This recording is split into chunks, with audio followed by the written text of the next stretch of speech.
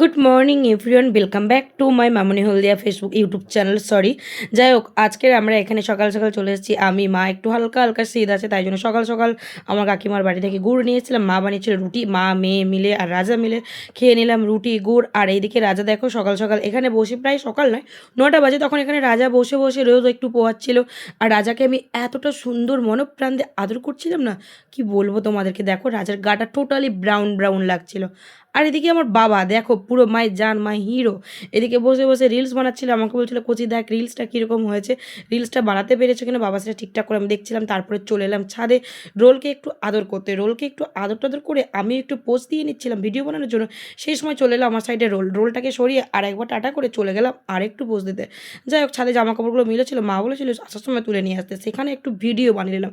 আর সত্যি কথা বলতে যারা যারা আমার ভিডিওগুলো দেখছো, ভালোবাসা দিচ্ছ, থ্যাংক ইউ সো মাচ। আর তোমরা যদি চাও তোমাদের ভিডিওতে আমি তোমাদের নাম নিই, তাহলে অবশ্যই তোমরা কমেন্ট করে জানিও।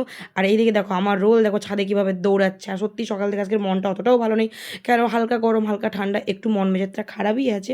তারপরে কি বলো তো, মা আমাকে ডাকছিল যে চলে আয় এদিকে, স্নান টান করে তুই একটু খাওয়া দাওয়া করে নিবি। তাই জন্য ভাবলাম যে না থাক। আর এদিকে দেখো আমি আমার রিল শ্যুট করবো বলে, ছবি টবি তুলবো বলে, সেগুলো ফটোশ্যুট করবো বলে সেগুলো একটু ঠিকঠাক করে দেখে নিচ্ছিলাম।